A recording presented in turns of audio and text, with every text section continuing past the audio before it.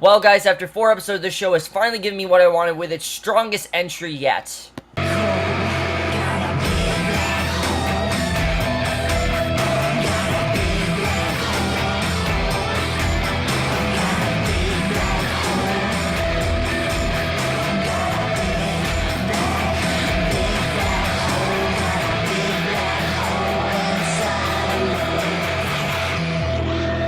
Hey guys, Cameron for Animal Kingdom, Season 1, Episode 4, Dead to Me, and I was definitely looking forward to this episode, even though, like I said, last week's episode I had a few complaints with, especially everything going on with Baz and things like that. I was really looking forward to this episode because I have been enjoying the show overall, and finally this episode was pretty perfect. I honestly really love this episode. I think this episode was amazing. I think this episode finally gave me what I wanted. There were some incredible scenes in this episode, and so many great scenes just with the family and for all the characters in general, and honestly, I care pretty much about every character now. I haven't really cared about characters like Darren and Craig, but in this episode, I actually do care about them. Let's just get into this episode because I really enjoyed it. There's actually a lot to talk about that happened. Starting off at the beginning, we see Pope is sitting on the edge of his hotel room bed, stiffly, and his alarm goes off and he leaves, and Darren wakes Jay, tells him sorry about the pool. Jay says it's cool, because we know that whole situation that happened with Darren in the pool and everything, you know, what ended up happening there. I thought that was really interesting. Jay says it's cool. Darren offers to let him punch him, and Jay says no. And Jay asks him what the carving on the bed is, and Darren says that if Smurf asks, basically, that, to, you know, just tell her that they're cool and everything, to not tell her anything about it. But of course, you know that eventually he's going to find out, because in the past, we've seen on the show, when someone doesn't tell Smurf something, she finds it anyway. She just has that motherly instinct in her, and it's something that I really think is interesting about Smurf's character. Even though she's not Jay's mom, she kind of acts like she's Jay's mom in many ways, and I think it's overall really interesting the way they're doing that. But Baz and Pope are there at the house, and Pope can't figure out the espresso machine. Darren comes in, wants to know where's breakfast. Smurf didn't cook, we find out, and Darren says that Craig is coming later to play paintball for Pope's birthday. Smurf comes in, tells the boys they're taking Pope out skydiving, and she kisses her son. We find out that it's going to be Pope's birthday. That's basically the main plot of this episode. She kisses her son, says it sounds fun. Pope says it's all stuff they want to do, walks out. Smurf asks the boys they need money. They say no. Darren tells her things are good with Jay. She walks out, and you can tell that definitely they're hiding something. I mean, obviously, we know they're hiding something as well. So, Baz tells Smurf they need to get back to work. She asks about Lena, and he says Catherine has been sick, and Smurf says that she can help, and Baz says that she's pissed because she took her kid, and Smurf says that she hopes she feels, because obviously, yeah, Smurf did, you know, she was with Lena even though Catherine told her she didn't want her with Lena, things like that, so obviously Catherine's not really happy with Smurf right now, and she walks off. She finds Jay undressed. Again, a very weird scene, because again, it really just shows that Smurf doesn't really have boundaries when it comes to her kids. And even her grandson, she says, I changed, you know, she says, probably one of the greatest, like, comebacks I've heard someone give that's like a grandmother is that I change her diapers every day. I mean, yeah, she's not wrong when she's saying that, but obviously there's a big difference between a baby's naked body and a teenage boy's naked body. There's a big difference between that. He gets dressed, she asks if he needs anything, like money, and she lays down some undies, basically, and then she says, don't tell your uncles, because they're on her for weeks, and asks him if he knows the boys are planning to pay for Pope's birthday, and he says he's heard nothing. You can tell throughout this episode, she knows what's going on, she just wants him to tell her, so that way he won't get in trouble, and you can definitely tell that secret is looming over in that episode, and that's something that I definitely really did enjoy. So Smurf then goes back and tells the boys that she's getting some things for dinner. She threatens them if they get any pay on the house. Craig is getting busy with the girl from He Buys Drugs From, Renn, and I actually like Craig in this episode, believe it or not. There's a situation he deals with later in the episode that I actually really did enjoy. I thought, well, not enjoy, but I actually did feel bad for him because of it. And honestly, I love Craig and Darren just because I think Craig and Darren are kind of bullying Jay, and just it isn't really that likable of a trait, obviously. But I think they did some good stuff with them this episode, definitely. Darren and Baz are then shooting each outside, running around with paintball guns, and Darren then shoots Pope in the back, lies down a paintball gun and runs, and they tell him to shoot them. He tosses it aside, then bashes it with a sledgehammer. They tell him that's a new gun, and Baz says Smurf got arrested and tells him let's swap the phones. They text Craig the emergency code. He runs out on his girl, and they load up the trucks. They're ready to leave town. Craig then pulls up and they grab cash. They head for the safe house, and Baz tells Jay to get in the car, and Pope is really mad, says they can't leave him behind. They all load up, they peel out of the house, and They pull over. Pope gets out, checks things out. They head inside and they unlock a padlocked door. They sit down their food and supplies, and Baz says they still have to sit quiet. And Jay tells them that he doesn't have a passport. And obviously, they're trying to wonder why Smurf got arrested, because they know she got arrested, but they don't know how she got arrested. You know, what happened there. There obviously is a reason why she got arrested. Now, what that reason is, we don't know at this point, but obviously there was a reason why. So Poe tells Baz to send Catherine. They hear a car. They all pull guns. They go check. Jay watches with fear. Someone bangs on the door, and it's Smurf, and she says to try not to shoot her. She comes inside, asks if they brought the passports, and Baz asks if this was a test. She asks for the cash and keys too, because we realize that she actually wasn't arrested. This was just a drill, basically, which is crazy, but again, you know, she's the matriarch of the family, so she kind of is in charge, and again, that's something that I would love to find out more about, is how does Smurf become the matriarch of the family. But Baz says he didn't touch it. Darren yells at her for putting them through this for nothing. Smurf said, and honestly, yeah, they have reasons to be upset with Smurf. I mean, she literally said that she was arrested and she wasn't. And Smurf says they're running bullshit jobs behind her back, and she knows that definitely there's something going on. She's really pissed. She tells them that someone better come clean and tell the truth. And the boys all look at each other. Smurf says there's no next job, says no more money, they're on their own. Darren asks what they're supposed to do, but she says she's done talking, and I love Ellen Barkin just killed it in this scene. She does a great job, because honestly, Ellen Barkin at times, you know, she's kind of like Gemma, where she really does care, and I've heard many people compare her to Gemma, and yeah, it is a fair comparison, definitely, because Gemma, she really cared about her family. When she got angry, she was a scary lady, and that's exactly what Smurf is. I think Ellen Barkin doing a very good job with this, and Darren asks what they're supposed to do, but she says she's done talking. The other boys walk out. Jay follows them carrying the bin they told him to carry. Smurf and Baz then hang back, and Smurf says this was all meant for all of them, not them, and Baz says he did nothing behind her back, and she says put that shit back where it belongs. And obviously, again, she's really pissed at what's going on here. So Nikki then asks Jay why he was late to school and if he's okay, and he says his morning was weird. She liked to join and offers him a hit out behind the bleachers. She asks what 4-year-olds like to eat, and she shows him that she's wearing the watch, and we don't know how she got the watch back, because as we know, he stole the watch before. So how'd she get it back? I don't really know. But she asks about it being his mom's, and she says it's a big deal, and kisses him.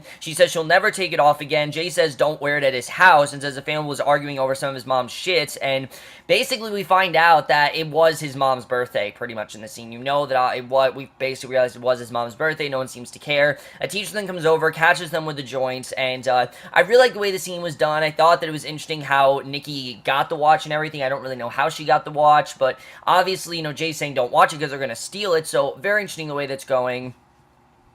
So the teacher then sends Nikki off after Jay, says it's his, and the guy heads, because obviously, you know, they had pod and everything, so the guy heads to the airfield to go skydiving, and Darren tells Craig he's worried the Smurf knows they burned the SUV, and that, you know, he can kind of tell the Smurf knows there's something going on. So the teacher asks Jay what's going on with him. He asks if she's going to kick him out of school. She asks for his lighter. He hands it over. She goes to stand by him, lights the joint, tokes with him, and again, this is the teacher that, again, I feel like likes Jay. Like, she doesn't act like a normal teacher. She has a crush on him, and again, it's a really weird storyline, but honestly, it's working out really well, because you can tell that Jay really does not like her, and she asks for his lighter. He hands it over. She goes to stand by him, lights the joint, tokes with him, and she asks if he surfs, and tells him a photographer friend has an exhibit on surfing, and asks him to go with her, and again, just a really weird scene overall. But Darren then asks Craig what he brought back from Mexico. Pope asks what they cleared, and Pope says they did the job with the kid and made more than they did, and Darren and Pope argue about Darren running. Craig throws Darren out, then jumps to, and they both go skydiving, so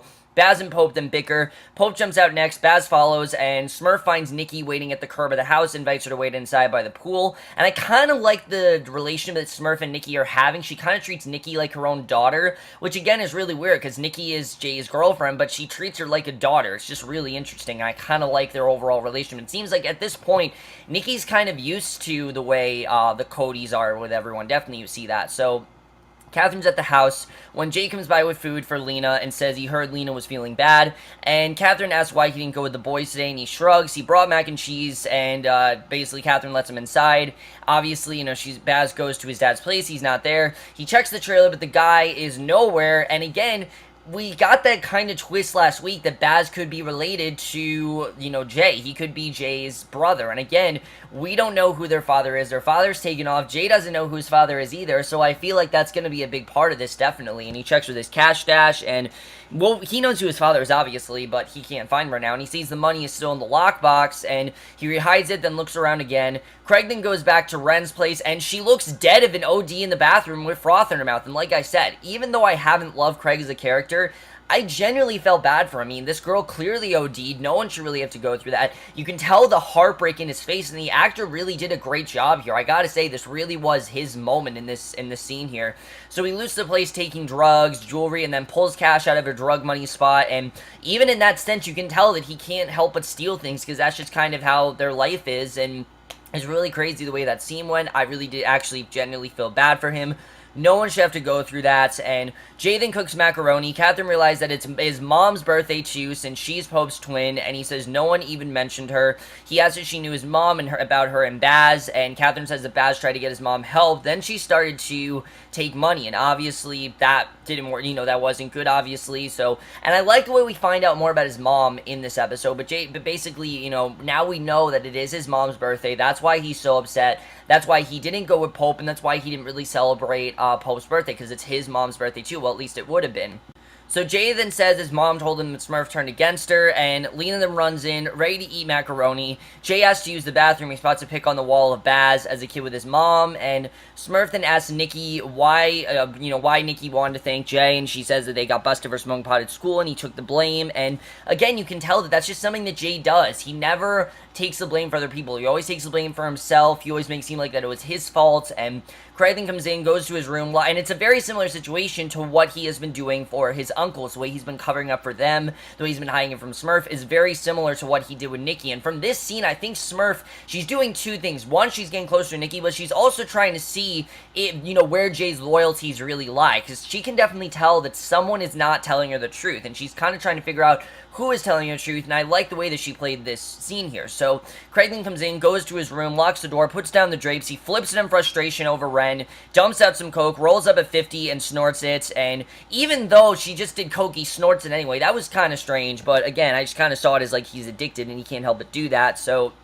Baz then calls the ER looking for someone named Blackwell. Now, who this is, we don't know. And we find that it's his dad. He tells the ER he would have come in as John Doe, and he ends the call. Baz comes home, says he needs to talk to Catherine. She says Ricardo called because the rent is past due. Snaps at her because they won't live cheap in one of Smurf's places. And Catherine rants at him for blowing money on Pope's birthday. Lena asks for more macaroni. Baz finds Jay in his room looking at pics, and Baz said he can't just come around here, then asks if Smurf send him, and Baz said this is his house and his family, and he can't show up, and basically, he's not allowed to just show up unannounced like that, and Catherine then gets on to Baz, reminds him that it's Jay's mom's birthday too, not just Pope's, and Baz looks really frustrated. He's nodding, and Catherine rants at Baz for asking her to say sorry to Smurf after she stole her kid, and Baz screams at her to fix it, and honestly, Baz is being kind of a dick here. Especially because we know that he has a whole other life in Mexico with this other girl that, again, I still don't really understand what's going on there. I kind of accepted it more in this episode, but definitely you can tell that Baz is not really the best for Catherine. Catherine asks what's going on with him. He says nothing. He says Smurf is icing him out and says he's trying to handle it. He says he messed up and feels like shit is getting out of control. Catherine hugs him. She says Smurf will get over it because she needs him, and Baz then tells her to call Smurf, make things right. Later, Smurf lights a candle on Pope's birthday cake. She calls Pope her beautiful boy, toasts her firstborn, and they all drink a shot. Jay sits and stares. Pope starts to blow it out when Jay speaks up, says it was his mom's birthday too. Smurf says yes it is, then tells Pope to blow out his candle. He does. And I like that they did, in fact, include his mother. They didn't just forget about her. I thought they were going to, but they don't.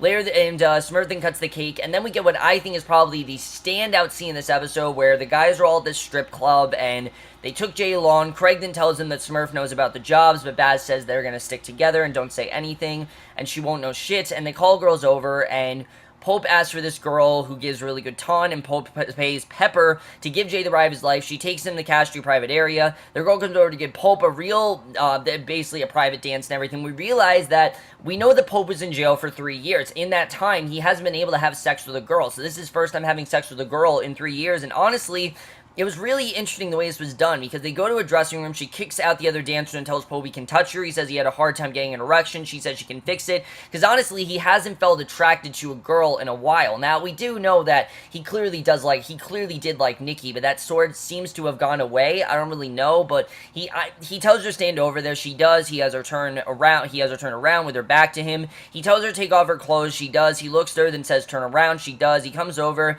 She says she gotta wear that. She says that he has to wear the rubber. He gets close, touches her arms. He says that they can't, and she does. He tells her that they can't. She zips and grabs the condom. He says, say like you love me. She says it over and over, and he does. And he basically has sex with her standing up. She grimaces as he does it roughly with her back turned, and a really interesting scene, because again, you get the sense that he doesn't exactly know what he's doing. It seems, to me at least, that he didn't even know how to have sex after this. So I just thought it was a very interesting scene. Really like the way that was done. Very interesting there, and for me, definitely was the highlight of the episode. I really like the way that scene was done. Pope then paces, asks Jay where's Darren, and he says in the back with girls, tells Jay let's go, and says screw Baz. He takes the car keys and they leave. Pope pulls the car over. Jay tells him he didn't say anything to Smurf, and Pope says good. Turns off the car, tells Jay to get out. He does. Pope asks if he reads the Bible, starts talking crazy revolution about the 4 horsemen of the apocalypse, and out of all people, you don't think that Pope would be this religious, but he genuinely seems like he is, and he asks if that's them, and Jay asks who, and Pope says him, Baz, Craig, Darren, and Jay says he doesn't think so. He thinks that they're really the 4 horsemen, and Jay tells Pope he said nothing to Smurf, and he tells Jay to go over the fence.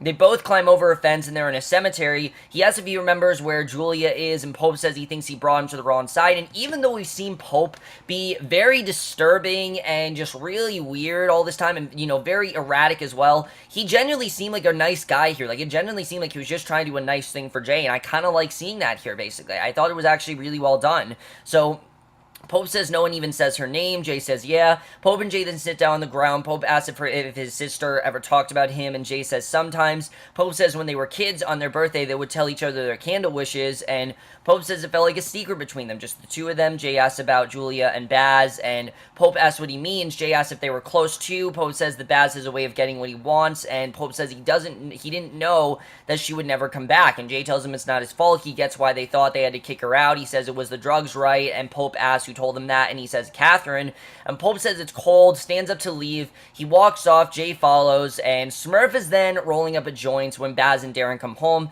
She asks for Jay. They tell her that he must have gone with Pope, and Baz asks if Catherine calls, and Smurf says no. Smurf asks if either of them have anything to say to her, then tells them that they can sleep at their own places, and Darren says yeah right. She tells him he can't sleep there tonight, and he throws down the sandwich he made and walks out. Baz then tells Smurf that Pope pulled a job with Darren and the kid. She's shocked that he took Jay, that he just, took Jay, and she asks about Craig. Baz says that Craig brought a package from Mexico and hid it from him, but says that he made sure it wouldn't happen again. Smurf has a guy over, and he shambles out and asks about the joint one, and you're wondering who this really is. Maybe it's Nikki's pot dealer, you don't really know, but clearly there was someone there.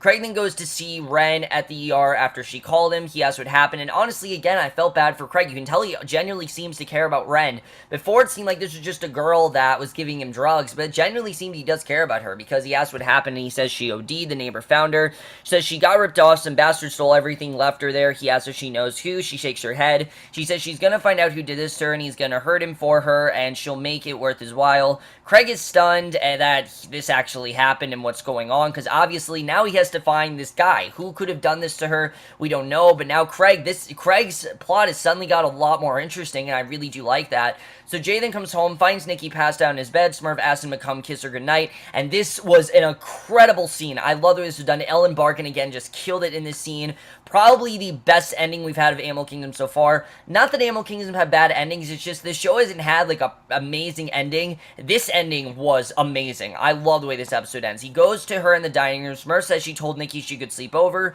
She tells him to come sit. He does. She hands him a cupcake with a candle, says for him. She says he told her the boys did nothing behind her back, but it's not true. She knows straight out that it is not true, that definitely they did do something behind her back. She said he's a good liar. He's his mother's son. Smurf says the mistake she made with Julia was to give her too many chances. Smurf touches his face and says, don't ever lie to me again. She walks away. Jay lights the cupcake candle and stares at it, knowing that, obviously, what he could have done was really bad. That is how the episode ends. Really good stuff overall. Let's get more into this episode. So overall, guys, really great episode. There was a lot of really great things that happened here. Mainly the relationship with Smurf and the boys. I mean, you can really tell that while Smurf is very protective of her boys, she's also very much, she pretty much wants to know everything that's going on. They can't lie to her. She'll find out everything that's going on. And I really did enjoy seeing that. I think it's really interesting, especially if Jay lies again. I'm really wondering what's going to happen, because Smurf said, I gave your mother too many chances. So what does that exactly mean? What is she going to do to him if he does lie to her again? I mean, I don't think it's going to be the first time that Jay does something for his uncles, because it seems like he really does care about them, and he really does want to help them, and he's starting to really, I think, fit in with this family, and especially with Pope taking him to see Julie. I think that alone really showed that he can trust them and that they're not bad people, and I really did like seeing that. I thought that was a really well done scene. But what else is there that's going to happen here? Definitely something is going on also, what is going on with Smurf and this guy? Who was this guy that Smurf was with? We don't really know. I'm wondering if that might be Nikki's pot dealer. I'm not really sure. That's going to be really interesting. As far as Jay and this teacher, I don't know what's going on with Jay and this teacher, but just the way she talks to him, it's not the way a normal teacher talks to someone. I mean, she talks to him like she's in love with him, not like she's just a teacher. Really weird. We'll have to see what's going on there. Baz, definitely, I mean, you can tell there's a lot of things on Baz's plate right now, besides the fact that, what's going on with Smurf. It's also the whole situation going on with his life in Mexico, and that other girl he's with, who I can't remember her name, but he's with her, and I'm pretty sure that eventually Catherine's gonna find out about her, if she doesn't already. We'll see what happens with that. That's gonna be really interesting. I like where Craig's plot went, though. I actually am really interested in seeing what's going on with Craig, that he has to now go after, find, Renn's, this guy that was after Renn. Is he going to track him down? What's going to happen there? That's going to be really interesting. Craig kind of going on a revenge mission. Not exactly where I thought this was headed, but I like that because it's making me more interested in Craig's story. I didn't really care about Craig before, and now I really do. I think it's a lot more interesting what's going on there. I can't wait to see what happens with that, because I think that's going to be really interesting. I like the bonding, like I said, between Pope and Jay. There was something I think they showed really well here, is the bonding between those two. I really did enjoy that. Is Smurf ever going to get Catherine's trust back? Right now, Catherine really wants nothing to do with Smurf. It seems like she wants to be left alone. While it seems like Smurf is trying to get closer with Nikki, so we'll have to see what's going on there. Now, why Catherine doesn't trust Smurf? I mean, I think it's understandable that Smurf is just a little too overprotective, and she treats every child like it's hers. I understand that, but Catherine clearly does not like Smurf. And again, we don't know why Smurf became the matriarch of the family. How this happened, what happened there. I honestly want to get some flashbacks into what happened there, but overall, guys, really enjoyed this episode. Really good stuff overall. Definitely, like I said, best episode for me, at least. Was it a perfect episode? No, there were still some glaring errors, definitely, especially with Pope. Why is it that they've, all this time, in characterizing Pope as the deep, disturbing guy, who's like, really weird, and just anything he says is weird, and then this episode, he seems like kind of normal. Not normal, but he seems like he's somewhat of a nice guy. I just don't really know where that came from all of a sudden, just kind of came out of nowhere. Craig as well, like, why is he still smoking when, his girlfriend just OD'd? Like I said, maybe he's just that addicted. I'm not really sure. How did Nikki get the watch back as well? I don't really know how she got the watch back. Does she know that Jay stole it? Because he clearly stole it from her. How she got it back, I don't really know. But we'll have to see. Overall, guys, so much guys saw his steps, left your thoughts on it. We'll see you guys in my next video, which will be for the July movie preview. I meant to put up last night, didn't get a chance to, but I will put it up today, and I will see you guys for that. Okay, bye.